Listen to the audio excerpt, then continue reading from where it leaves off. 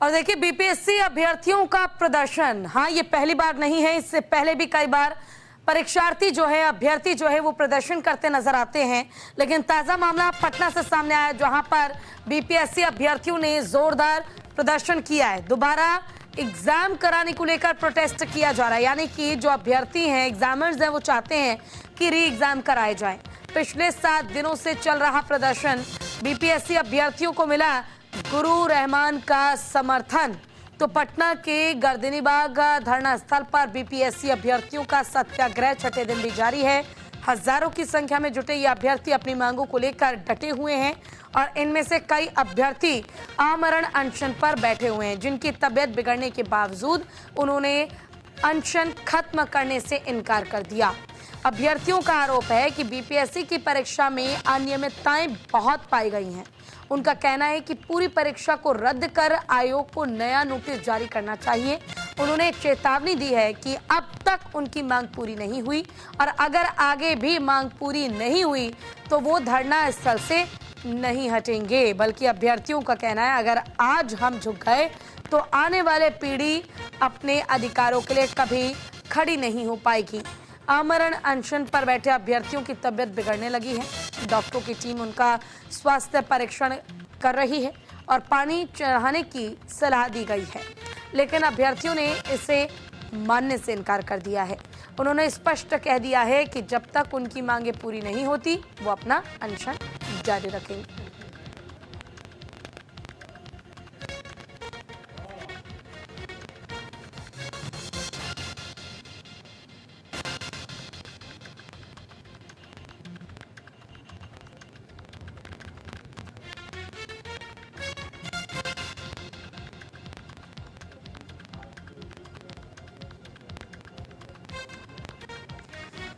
तो देखिए पटना में बीपीएससी अभ्यर्थियों का प्रदर्शन लगातार जारी है। दोबारा एग्जाम कराने को लेकर ये प्रोटेस्ट किया जा रहा है। पिछले 7 दिनों से प्रदर्शन चलता आ रहा है और अब भी प्रदर्शन लगातार किया जा रहा है।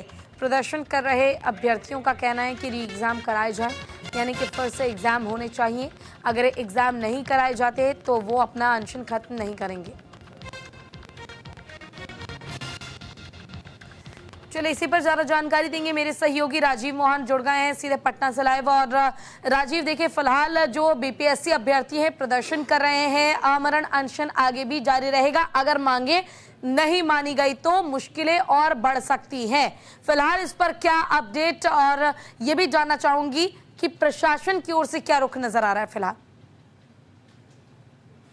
देखिए फिलहाल तो अपडेट यही है कि हजारों हजार की संख्या में जो है बीपीएससी अभ्यर्थी पटना के गर्दनीबाग स्थित धरना स्थल पर हैं और उनकी संख्या लगातार बढ़ती जा रही है। तकरीबन 1 सप्ताह हो गए जहां इनका प्रोटेस्ट चल रहा है और इस दौरान 6 की संख्या में जो अभ्यर्थी हैं वो आमरण अनशन पर बैठे हैं, जिसमें 2 की तबीयत बिगड़ी, जिसके बाद उन्हें पीएमसीएच भेजा गया है। 4 अभी भी आमरण अनशन पर धरना पर ही बैठे हैं। अब जहां तक प्रशासन की ओर की बात है तो बीपीएससी के जो चेयरमैन है परमार, उनके तरफ से ये बयान जारी किया जा चुका है कि वो किसी भी सूरत में बीपीएससी की जो परीक्षा है वो रद्द नहीं होगी। जो बापू परीक्षा केंद्र में जो हंगामा हुआ था वहां उसकी परीक्षा रद्द की गई है और इसकी परीक्षा आगामी 4 जनवरी को होनी है।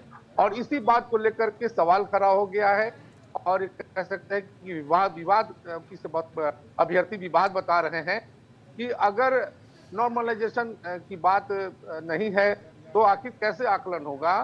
और बीपीएससी के अभ्यर्थी का यही सीधा सवाल है बीपीएससी से कि आखिर जब परीक्षाएं 4 लाख से ज्यादा छात्रों ने दी है तो 12,000 परीक्षार्थियों का जो सेंटर कैंसिल हुआ है बापू परीक्षा केंद्र, उनकी परीक्षा दोबारा क्यों ली जा रही है। तमाम परीक्षार्थियों का एक साथ लिया जाना चाहिए ताकि किसी के साथ कोई भेदभाव ना हो। लेकिन अभी तक इस मामले में न तो बीपीएससी प्रशासन की तरफ से कुछ कहा जा रहा है, न सरकार की ओर से कोई पक्ष आया है और इधर इनका जो विरोध प्रदर्शन है वो जारी है। लगातार छात्र जो हैं पूरे बिहार से धरना। लेकिन राजीव, यही तो बड़ा सवाल है कि अगर इसी तरह से प्रदर्शन चलता रहा और री एग्जाम की जो मांग की जा रही है, अगर ये मांग नहीं मानी गई तो बीच का आखिर रास्ता निकलेगा क्या? इस प्रॉब्लम का क्या सोल्यूशन है? अब देखिए, प्रॉब्लम का सलूशन यही है कि सरकार को इसमें छात्रों से बात करनी चाहिए, नियमानुसार डेलीगेशन बुला के बात करनी चाहिए कि आखिर कंफ्यूजन कहाँ है। यदि जो सरकार के तर्क हैं और जो परीक्षार्थियों के तर्क हैं, दोनों की बात सुनी जानी चाहिए, तभी बीच का रास्ता निकल सकता है। लेकिन ये एक सप्ताह से ज्यादा हो गए हैं अब, और इनका प्रोटेस्ट चल रहा है, लेकिन सरकार की ओर से कोई पहल नहीं हो रही है। और यही कारण है कि छात्रों में इस बात को लेकर गुस्सा है कि इतना प्रोटेस्ट होने के बाद भी जो है सरकार की तरफ से कोई भी संज्ञान नहीं लिया है। ये वही अभ्यर्थी हैं जो एसडीओ बनेंगे, डीएसपी बनेंगे और सरकार के विभिन्न पदों पर जाएंगे, जिन्होंने परीक्षा दी है।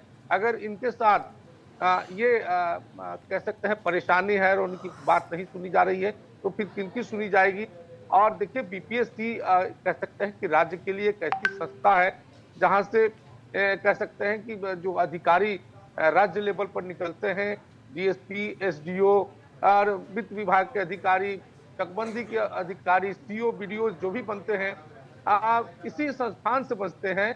तो ये कह सकते हैं कि ये जो परीक्षा ली जाती है अभ्यर्थियों का, ये राज्य के लिए बहुत बड़ा संस्था है।